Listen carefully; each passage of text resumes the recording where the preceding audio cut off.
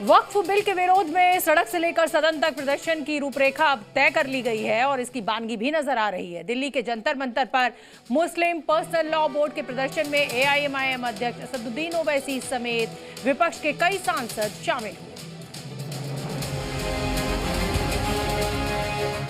वक्फ पर भाईजान का कॉल, क्या एनडीए वर्सेस ऑल? प्रदर्शन के बहाने क्या वोट बैंक पॉलिटिक्स? वक्फ का टाइम ओवर तो बौखलाहट। वक्फ संशोधन बिल को लेकर एक बार फिर सियासी जमीन तैयार की जा रही है। मुस्लिम पर्सनल लॉ बोर्ड इस बार आर पार की लड़ाई के मूड में है।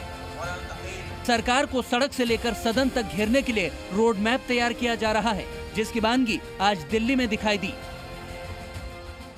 हाथों में पोस्टर और बैनर लिए कई मुसलमानों ने जंतर मंतर पर कूच किया। वहीं इस प्रदर्शन में सियासी रंग भी दिखा।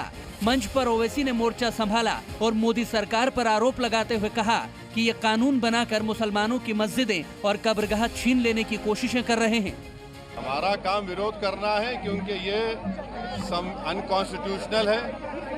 ये बिल वक्फ की जायदाद को बचाने के लिए, एनक्रोचर्स को निकालने के लिए नहीं, ना उसकी इनकम को बढ़ाने के लिए, बल्कि वक्फ की जायदादों को ख़त्म करने के लिए, मुसलमानों से उनकी मस्जिदें, दरगाहें, खानखाहें, कब्रस्तान को छीनने के लिए इस तरह का प्रोविजन उसमें रखा गया है। तो इनकी नीयत खराब है। ओवैसी सिर्फ यही नहीं रुके, जबकि उन्होंने सवाल किया कि हिंदू, बौद्ध और सिख के मजहबी चीजों पर कोई हस्तक्षेप नहीं करता, लेकिन हमारे साथ ही ऐसा क्यों हो रहा है?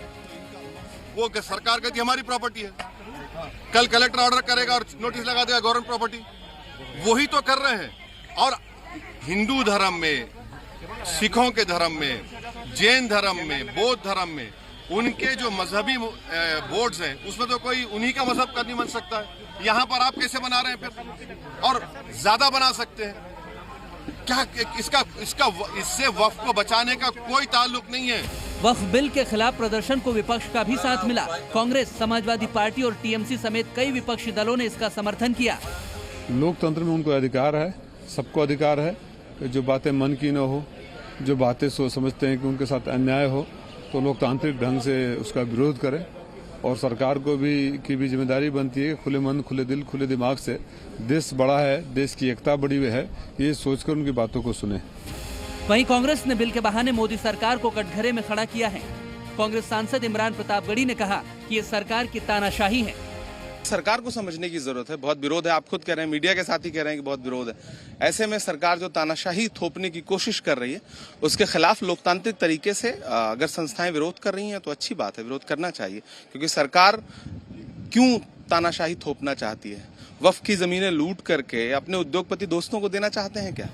विपक्ष की ओर से निशाना साधा गया तो सरकार की तरफ से भी पलटवार हुआ। बीजेपी ने मुस्लिम बोर्ड को कांग्रेस की बी टीम बता दिया। देखिए, ये कांग्रेस पार्टी की बी टीम है। राहुल गांधी जो वियतनाम में छुट्टी बना रहे हैं, वो पूर्व में ये कह चुके हैं कि he wants to fight the Indian state. जब राहुल गांधी को ये समझ में आ चुका है कि उनको जन समर्थन वो नहीं जीत पा रहे हैं, तो वो स्ट्रीट वीटो के तहत स्ट्रीट पर वोट बैंक को खुश करने के लिए घेराव करने का प्रयास कर रहे हैं। वक्फ बिल पर मुसलमानों में भी मतभेद दिख रहा है। मुस्लिम पर्सनल लॉ बोर्ड पर मौलाना बरेलवी भड़क गए। उन्होंने आरोप लगाया कि बोर्ड अपने मकसद से भटक चुका है। बोर्ड को सियासी पार्टियों ने हाईजैक कर लिया है।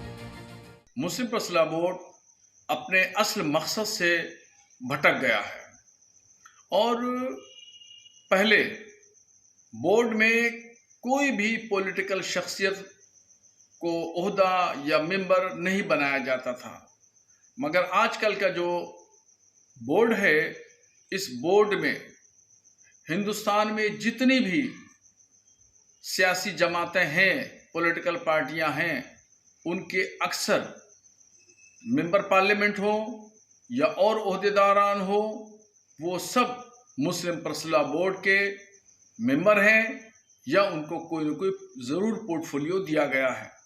पर सियासी बयानबाजी तेज है। विश्व हिंदू परिषद ने कहा कि कुछ कट्टरपंथी मुस्लिम जमात प्रदर्शन कर रही है। सीएए के वक्त भी इस तरीके की बातें फैलाई गई थी। वैसा ही एजेंडा एक बार और चलाया जा रहा है। भारत के संविधान और भारत की जो संसदीय परंपरा है उसको कलंकित करना, बने हुए कानून के अंदर छेद बनाना और जो कानून जनता के लिए हितकारी है उसका दुष्प्रचार करके उसको अहितकारी साबित करने की कोशिश करना, ये आज भारत के विपक्ष और इस्लामिक इन जिहादी संगठनों की एक रणनीति सी बन गई है।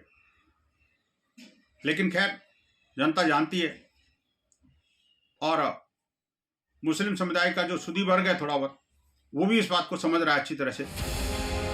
वक्फ बिल के विरोध में प्रदर्शन को देखते हुए गाजी बॉर्डर में सुरक्षा के कड़े बंदोबस्त किए गए थे। पर सुरक्षा के कड़े प्रबंध कर दिए गए हैं। तस्वीरें दरअसल आपको दिखा देते हैं। गाजीपुर बॉर्डर पर इस वक्त हम मौजूद हैं। यहीं से सीधा दिल्ली के लिए रास्ता जाता है, क्योंकि जंतर मंतर पर जो है प्रदर्शन के लिए आह्वान किया गया है मुस्लिम समाज से, जो सामाजिक संगठन है और जो विपक्ष के लीडर हैं दरअसल उनको बुलाया गया। अब ऐसे में ये विजुअल आपको दिखा देते हैं। दिल्ली पुलिस यहाँ पर पूरी तरह से दरअसल मुस्तैद है। सुरक्षा के कड़े प्रबंध किए गए हैं ताकि अगर यहाँ से बड़ी संख्या में लोग पहुँचते हैं तो उनको दरअसल गाजीपुर बॉर्डर पर ही रोक लिया जाए।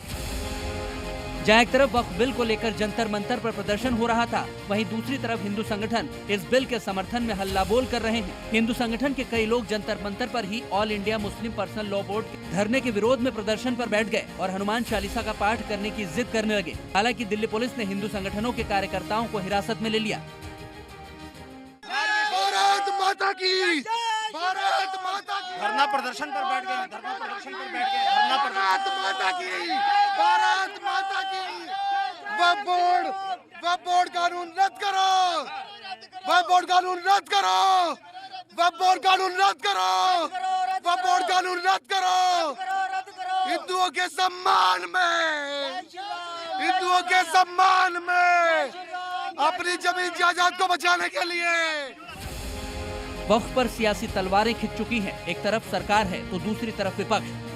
वहीं इस मुद्दे पर कई मुस्लिम मौलाना सरकार के साथ हैं तो कई विरोध में। आने वाले वक्त में इस पर और भी सियासी बवाल होने की उम्मीद जताई जा रही है। ब्यूरो रिपोर्ट, जी मीडिया।